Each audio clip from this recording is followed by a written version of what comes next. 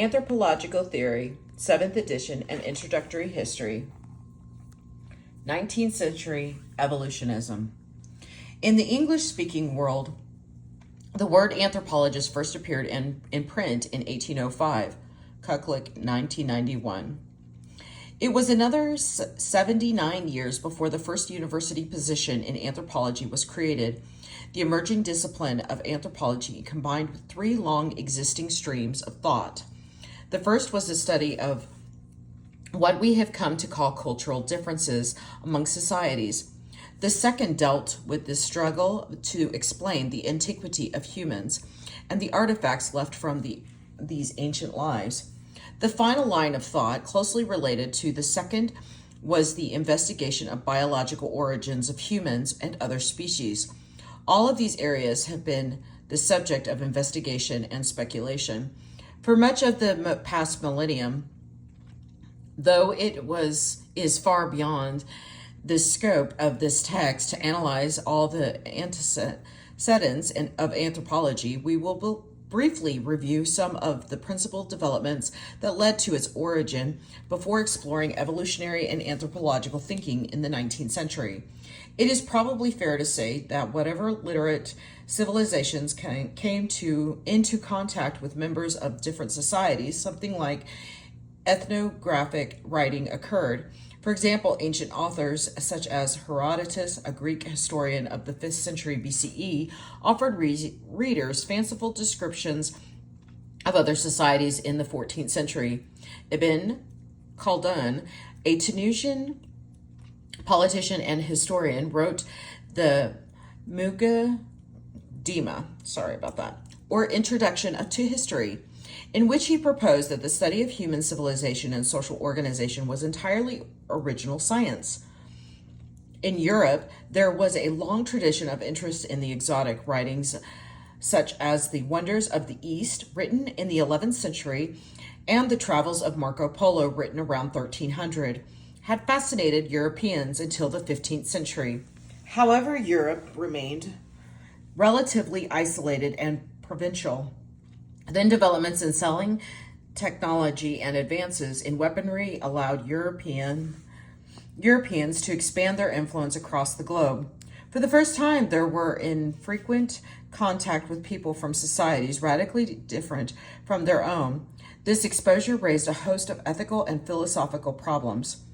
Were these other people human in the same way that Europeans were? Did their societies function according to brute natural law, or were they moral beings possessed of free will? How were social differences to be explained? From the Renaissance until the 18th century, the concept of degenerationism provided Europeans with a biblically based explanation of cultural diversity. In this view, prior to the destruction of the Tower of Babel, all people belonged to a single civilization. When God destroyed the tower, creating differences in language and dispersing the people, some degenerated, losing their civilization and eventually becoming savages. Much of this European experiences seem to confirm degeneration. For example, the recovery of texts and artifacts from ancient Greek and Roman civilizations seem to show that these were far more advanced than those of later times. Progressivism was an alternative view of social life. Progressivists believed that rather than deteriorating from a previously civilized condition, societies had started out primitive but were progressing toward a more advanced state. For example, in an essay concerning human understanding published in 1690, the British philosopher John Locke, 1632 to 1704, proposed that the human mind was a blank slate and that knowledge and reason were derived from experience. Thus, different sorts of experiences would provide different sorts of ideas. Individuals growing up in different societies would have varied experiences. Thus, rather than degeneration, explained the differences among human societies. The idea that people had progressed rather than degenerated became popular as a scientific investigation and empirical observation increasingly yielded both academic and commercial results. By the late 1700s, few Europeans doubted that humankind was making progress and that they were the most advanced people of all. The most advanced of all people, excuse me. Excuse me. With the general idea of progress firmly entrenched, philosophers devised various schemes to explain the nature and course of social evolution. Their goal was to construct a universal history of humankind that moved from primitive past to the development of European nations. One of the most influential of these works, The Decline and Fall of the Roman Empire by Edward Gibbon, 1737 to 1794. But there were others as well. Italian philosopher Giambattista Vico, in his 1744 work, The New Science, attempted to write a universal history of humanity. Vico believed that human nature was shaped by history and hence changed over time. Thus, he thought that history was a better guide to understanding humanity than the natural sciences. French statesman and Robert Jacques Turgot published Plan for Two Discourses on Universal History in 1750. He argued that after the biblical flood, humans had passed through stages of savagery and barbarism to agriculture and urban-based civilization. Finally, there is a sketch for a historical picture of the progress of the human mind, written by Marie-Jean Antoine Nicolas de Curiat, Marquise de Condorcet. Condorcet proposed a 10-stage scheme describing human progress from early tribal society, though through the founding of the French Republic and beyond to a future in which human society would be perfected. Condorcet was a friend of Turgot and of Voltaire, Benjamin Franklin, and Thomas Paine as well. He was widely respected mathematician who became a secretary of the Legislative Assembly after the French Revolution. Condorcet supported liberal and rationalist causes, but fell out of favor as the radical Montagnards rose in power. His opposition to the execution of the king and to the constitution proposed by the Montagnards led to the increasingly powerful radicals to consider him a traitor and call for his arrest. In 1793, Condorcet went into hiding at a friend's home in Paris. Sketch for a historical picture of the progress of the human mind was written in the months that followed. In 1794, fearing his hiding place was no longer safe, he attempted to flee Paris but was arrested and imprisoned. He was found dead in his cell 2 days later. Controversy remains over whether he committed suicide or he was murdered. The rise of the violent and radical Montagnards and the death of the Condorcet signaled an important moment in British, American, and French social thought. The late 18th century had been characterized by optimism, progressivism, rationalism, and secularism, the violent overthrow of the social order in France, and the increasing order and poverty of urban life in England, including the destruction of factories by Luddites, led to a retreat from these values. The result was a revival of religion and deep questioning of the notion of progress. There had been clear advances in technology, and for many, the standard of living,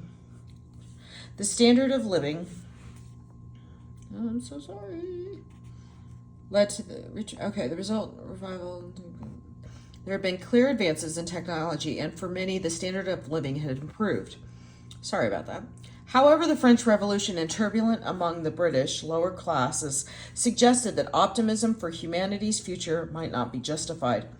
Clearly, if progress was being made, its course was not smooth. How were intellectuals to reconcile ideas of progress and rationalism with an increasingly disordered society? The European expansion that began in the 15th century had a profound effect on the natural sciences as well as philosophy. Explorers' accounts of the flora and fauna of new lands challenged Europeans' biblical view of life, particularly the stories of creation and the flood. Long before Darwin, naturalists were confronted with distributions and variations in plants and animals that not be explained in biblical terms. Scholars also struggled to explain evidence of human antiquity that did not correspond to biblical chronologies. This evidence became more widely available in the early 19th century as large-scale nationwide engineering projects such as construction of canal and railroad systems exposed geological strata, fossils, and human artifacts to the study of naturalists and geologists. Studies were confronted with questions such as why objects of human manufacture were found in association with extinct mammals. The foundation of biological evolutionary speculation was laid down in the descriptive writings of the 17th century naturalists such as John Ray and Gilbert White, who attempted to classify and describe the diversity of life forms they observed. Ray influenced Carl Linné, Latinized as Carolus Linnaeus, best known for taxonomic categorization of life forms he presented in Systema Naturae in 1735. Previously, there had been no single naming system for plants and animals, and identical species were called by different names in different places. Linnaeus's taxonomic system provided the systematic, organized, and scientific investigation of biological evolution to take place. Immutably, of species was one aspect of thinking in the natural philosophy of Linnaeus' era. Almost all scholars believe that life forms were created separately by God in their present form and could not change. The task of biology was to name and classify them. However, challenges to this position were developed by a number of scholars. For example, Telemed, or Discourses between an Indian philosopher and a French missionary on the diminution of the sea, the formation of the earth, the origin of men and animals, a book widely read in the mid-18th century. Benoit de Maillet outlined a scheme for biological evolution. He speculated that the age of the earth was much greater than popularly believed, recognized that fossils were the remains of life forms, and suggested that some of these fossils represented extinct species. De Maillet did not dare to speak of his theories in his own voice, choosing instead to frame his work as a conversation between Telemed, a fictitious Indian philosopher and a Christian missionary, and placing a radical observation in the mouth of the Indian. Alert readers will realize that Telemed is de Maillet spelled backward. Another naturalist, second in importance only to Linnaeus, was Georges Louis Leclerc, Comte de Buffon. The 44 volumes of Buffon's Natural History outlined an evolutionary theory that he called degeneration, but which contained many of the elements that Darwin used in his theory of natural selection more than 100 years later. Some of Buffon's key observations were that physical variation occurred within species, that different animals had underlying structural similarities, that life multiplied faster than its food supply, promoting a struggle for existence, and that some life forms had become extinct. John Lamarck and Charles Darwin's grandfather, Erasmus Darwin, were two great evolutionists of the late 18th century, whose work exerted a profound influence on the development of later evolutionary theory. Although they held similar views, Lamarck's theories were more systematically presented, and his work is better known today. Lamarck believed that changes in geographic areas and climatic zones placed pressures on plant and animal life. In his view, changes in environmental conditions led to changes in animal species. Species did not go extinct, but rather changed their forms as their environments changed. Lamarck argued that changed conditions would place stresses on particular body parts, requiring them to be used more often or in new ways. Body parts thus would grow in size and strength. Changes acquired through use and disuse of body parts during the life of individuals would be passed on to their offspring. Lamarck's most famous example was the giraffe. Lamarck argued that as the climate changed, the acacia leaves in which giraffes fed grew higher and higher. As a result, giraffes were forced to stretch to reach them. Thus, giraffes lengthened their necks and forelimbs during their lifetimes. These changes were then passed down to their offspring. The result of this process was that the height of the entire species increased over time. This aspect of Lamarck's work is referred to as inheritance of acquired characteristics. Although the idea of the inheritance of acquired characteristics was deeply influential in the biology of the 19th and early 20th centuries, it is a fallacy. Heritage biological changes must be based on changes in DNA, and those cannot acquire through use and disuse. However, the same is not true of cultural changes. People can be taught new cultural characteristics and pass these acquired traits on to anyone willing to watch or listen. For example, when McGee and Worms started at Texas State University in the 1980s, class registration was done by hand in the basketball arena. Students walked from department table to department table to select their classes. Then the World Wide Web was created by Tim Berners-Lee in 1989, and students were soon able to register for classes online from their desktop computers. Less than 20 years later, the first iPhone was introduced, and it became commonplace for students to register and pay for class using their mobile phones. None of these cultural changes is dependent on biological inheritance. By the end of the 18th century, the philosophical and biological frameworks for anthropology were in place. 19th century thinkers, driven by abundance of new data from fossil finds in England to explorers' account of Africa, built on this framework. They produced new theories of biological and social evolution that were the key to the development of anthropology. The insights of Charles Darwin and Herbert Spencer were particularly important.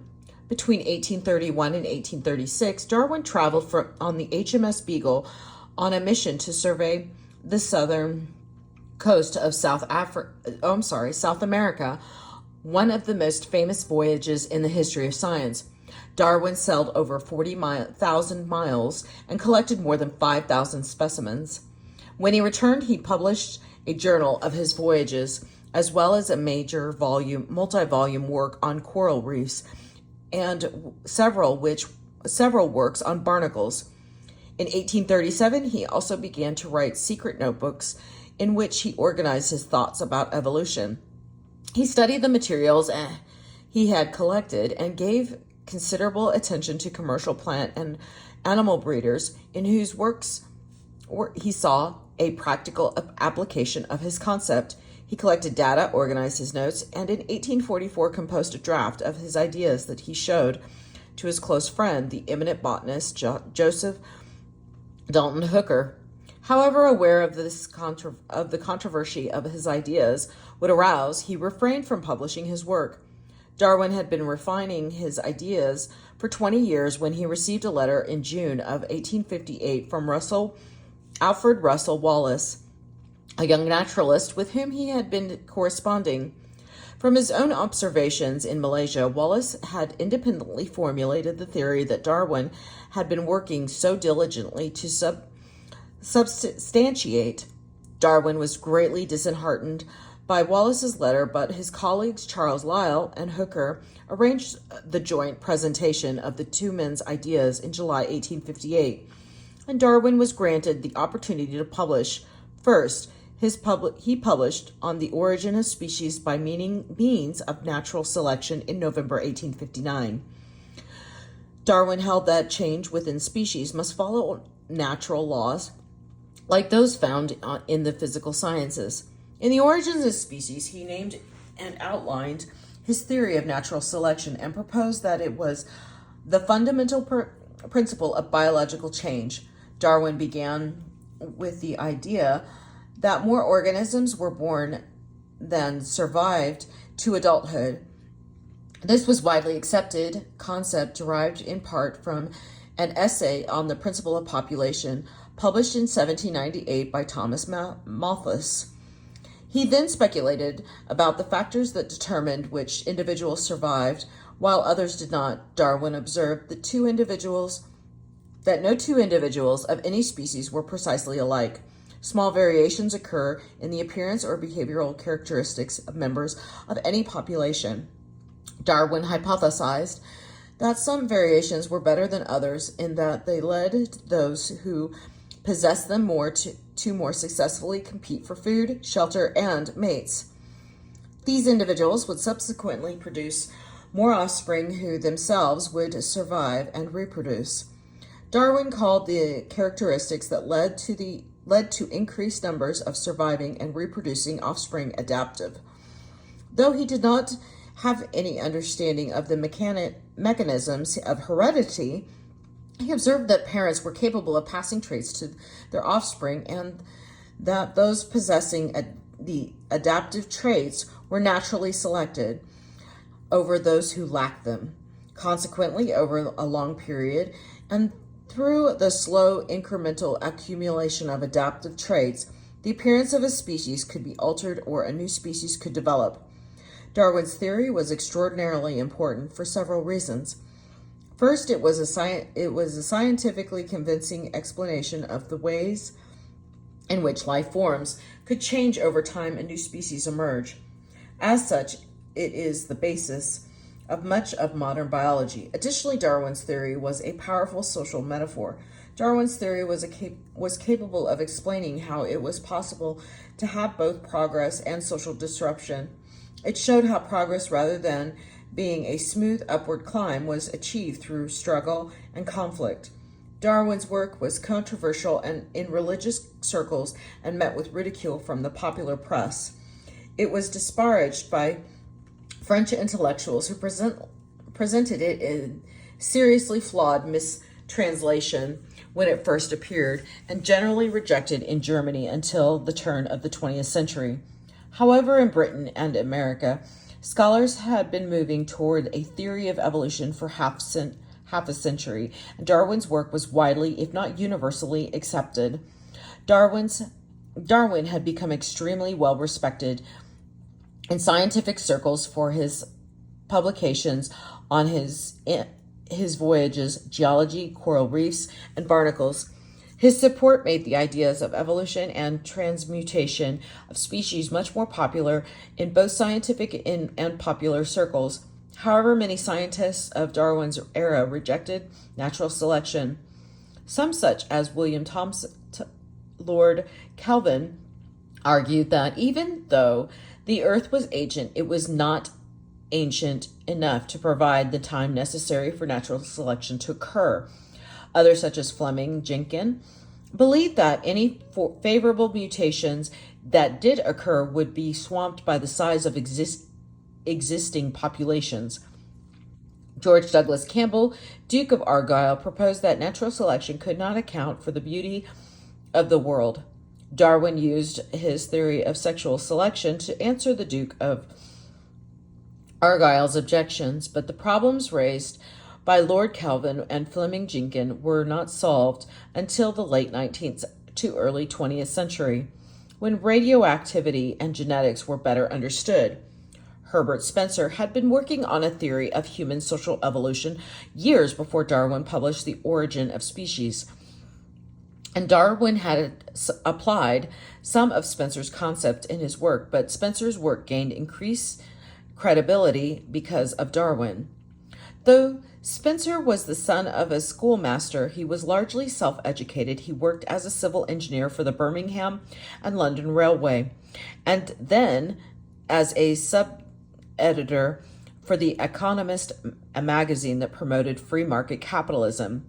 In 1853, having received a small inheritance, Spencer was able to leave The Economist to devote himself full-time to writing. Spencer was interested in evolution as a general phenomena, and he applied evolutionary approach to many fields of study. His concept of the law of freedom, equal freedom, and related ideas on social evolution had enormous impact in Britain and the United States, not only on anthropology and sociology, but on literature, politics, and popular culture as well. Spencer considered a person's right to make his or her own choices to be the foundation of cultural evolution and one of the fundamental natural processes in the universe. He believed that the evolutionary process was progressive and that the pattern of its actions was from small to large, simple to complex, and independent to interdependent. It was not only people and societies that were evolving, but all things. Among people, however, Spencer believed that evolution was driven by a struggle for a survival in which only those with superior skills and traits succeeded. Spencer was the first to use the phrase survival of the fittest in his book Principles of Biology. Darwin adopted Spencer's phrase in later editions on the origin of species, which tended to obscure the very important differences between the two. Spencer and Darwin understood the mechanisms of evolution in very different ways. For Spencer, the survival of the fittest meant that evolution favored a physically strong, intellectually clever, and among humans, financially most prosperous. For Darwin, fitness was a matter of reproduction. The most fit were the most successful at producing fertile offspring. Excuse me.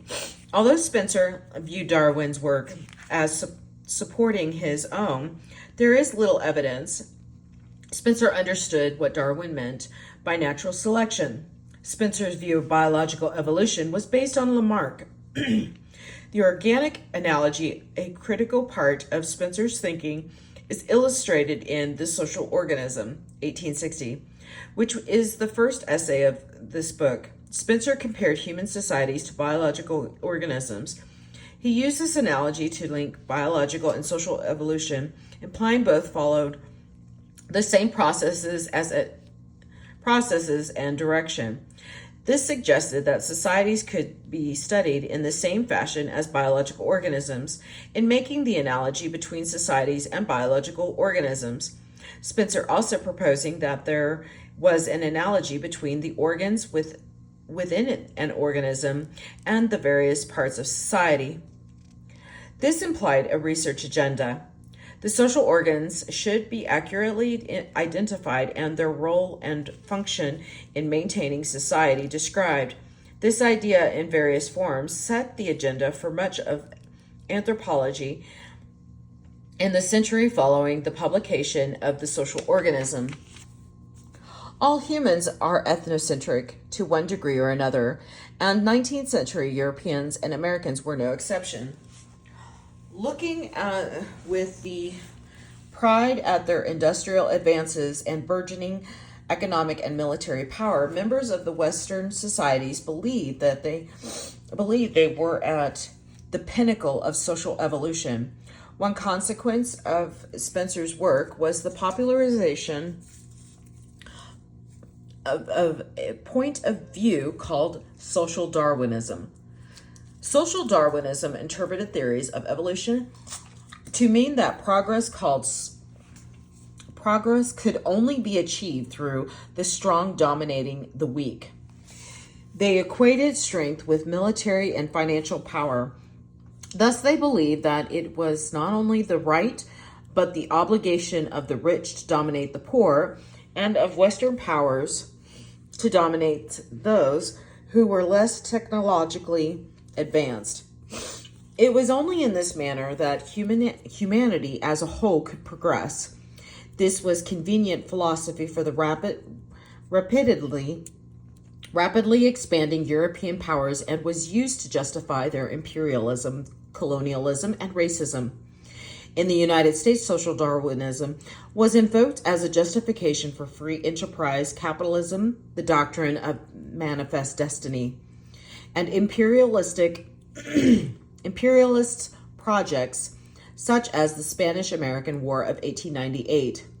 It should be remembered, however, that although Spencer and the other evolutionary thinkers represented here thought Western society more highly evolved than any other, they were also highly critical of it. The evolutionists believed that societies moved continually toward perfection. Western society might be more advanced than any other, but it was far from perfect. It is true that Spencer argued, on one hand, that state-funded welfare, education, and public health programs were contrary to the laws of nature and should be avoided because the taxes that paid for them were an unjust use of a citizen's earnings, and they slowed the evolutionary process that was weeding out the unfit members of society. On the other hand, he also argued against the military, a Church of England, and the prerequisites of the landowning class because these institutions were contrary to his notions of human freedom. Despite the use of theories like his to justify colonial conquest, Spencer himself was an adamant opponent of British imperialism. In his autobiography, he wrote that as early as 1879, he had spoken to friends concerning the possibility of doing something towards checking the aggressive tendencies displayed by us, the British, all over the world, sending as pioneers missionaries of the religion of love, and then picking quarrels with the native races and taking possession of their lands. The English scholar Sir Edward Burnett Tylor and the American Lewis Henry Morgan was also interested in the evolution of culture as a general human phenomenon. Both men believed that there were universal evolutionary stages of cultural development that characterized the transition from primitive to complex societies. Because of this belief, Morgan and Tylor are known as unilineal evolutionists. E.B. Tylor was probably the leading English anthropologist of the 19th century. As one of the heirs of a family fortune based in brass manufacturing and coal mining, he was able to devote much of his life to anthropology. In his principal work, Primitive Culture, an excerpt of which appears in Essay 2, Tylor argued that all human minds followed the same course of development, an idea generally known as psychic unity. In formulating this idea, he drew heavily on the work of Adolphe Bastien, who in his 1860 book Der Mensch in der Geschichte, Man in History, describes Elementargedanken, or elementary ideas, which he believed appeared in almost all cultures and religions of the world. Tylor frequently cites Der Mensch and other works by Bastien in Primitive Culture. Tylor believed that the fact that similar material artifacts were found in different areas of the world showed that human society developed along a single evolutionary pathway. He proposed that environments and social formations presented specific problems to human groups. Because human minds all worked along the same lines, faced with similar problems, humans would always come up with similar solutions. This resulted in a single path of social evolutionary development. Throughout the process, human rationality increased. People thought their way to progress. Tylor proposed that one could reconstruct earlier stages of cultural evolution by studying the customs of indigenous peoples and examining survivals. These were elements from earlier societies that were still present in contemporary societies. Using existing primitive societies and the idea of survivals, Tylor hoped to show examples of all stages of social evolution. In Primitive Culture, Tylor also attempted to reconstruct the evolutionary stages of religion. He postulated that the most basic concept underlining the invention of religion was animism, the belief that all objects and aspects of the world were imbued with spirit. He outlined a developmental sequence for religion that began with animism, evolved into polytheism, and finally progressed into what he viewed as the highest form of religious belief, enlightened monotheism. At the same time that Tyler was introducing evolutionary anthropology to an English audience, Lewis Henry Morgan was formulating a similar theory in the United States. Morgan was the son of a wealthy landowner in western New York State who made his own fortune as a lawyer, politician, and investor.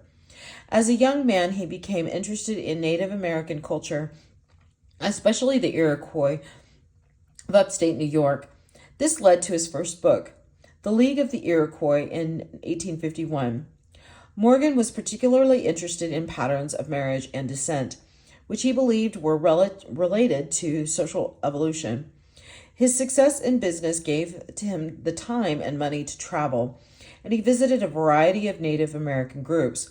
Morgan used the data he collected on these trips to write his 1871 book, System of Consanguinity and Affinity, the first comparative study of kinship. Morgan is most remembered for his book Ancient Society, published in 1877. Essay 3 of this volume is the section of ethnical periods. Sorry about that.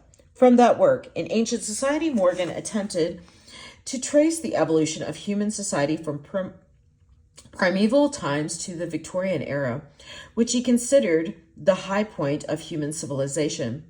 Following Turgot and other 18th century writers, Morgan divided human cultural development into three grand stages: savagery, barbarism, and civilization, with the first two stages further subdivided into lower, middle, and upper phases. Morgan accepted Spencer's idea that evolution proceeded from simple to complex, and in ancient society outlined this progress by correlating states of social evolution with specific developments in family structure, subsistence, and technology. For example, in Morgan's scheme, middle savagery begins with the acquisition of fish subsistence, whereas upper savagery is marked by the invention of the bow and arrow.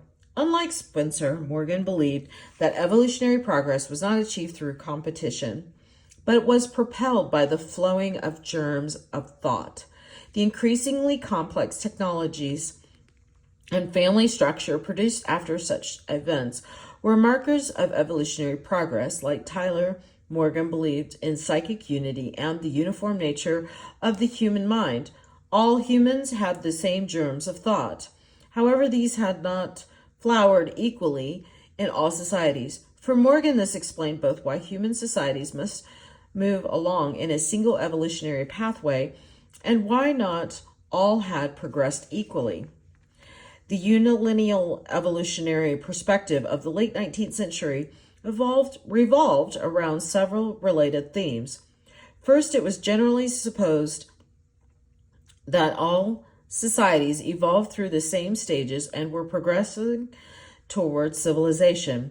Victorian society represented a civilization in its highest currently extant form, but would be surpassed by future societies. Second, the whole perspective was rooted in the comparative method. In the 19th century, the term comparative method referred to the belief that contemporary primitive cultures were like living fossils. Similar to early stages of current advanced cultures, as such, they were clues to cultural evolutionary development. One could study the evolutionary history of Western society by examining contemporary primitive societies. The validity of the comparative method rested on an acceptance of the concept of psychic unity. Simple and complex societies were comparable because human minds were believed to develop along the same lines. If the human mind worked the same way in all cultures, then it was assumed that unrelated societies would develop in a parallel fashion. Beliefs in the comparative method, psychic unity, parallel evolution, and progress were woven together to support the unilineal view of social evolution. Excuse me.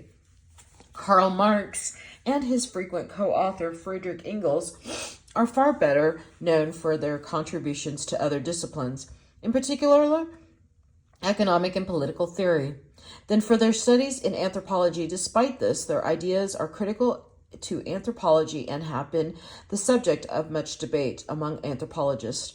Marx derived his theory of social evolution from a variety of sources, including the theory of dialectical change advanced by the philosopher George Wilhelm Friedrich Hegel, the materialism of British philosophers like Adam Smith, and the romantic utopianism of French thinkers such as Pierre-Joseph Proudhon and Henri de Saint-Simon. Simonism?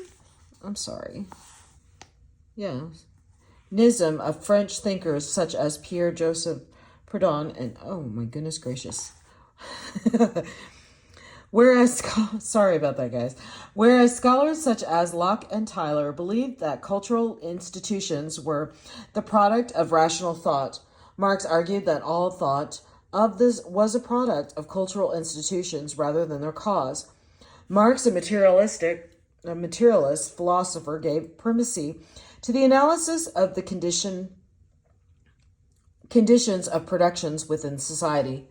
Much of the works of Marx and Engels examined the conflict generated by the increasing wealth of the capitalist class, whom they called bourgeoisie, at the expense of the working class referred to as the proletariat, who only sank deeper into poverty. Marx and Engels viewed social change as an evolutionary process marked by revolution, in which new levels of social, political, and economic development were achieved through class struggle. They viewed history as a sequence of evolutionary stages, each marked by a unique mode of production. Just as unilineal evolutionary theorists trace the social evolution of humans from savagery to civilization, Marx and Engels saw the history of Europe in terms of the transition from feudalism to capitalism and on to communism, which they believed was the next inevitable step in the process. In their later work, Marx and Engels were deeply influenced by Morgan's work in Ancient Society. Morgan correlated evolutionary stages of human culture with material achievements and technology. Marx and Engels viewed Morgan as materialists and believed that his work validated their evolutionary theory.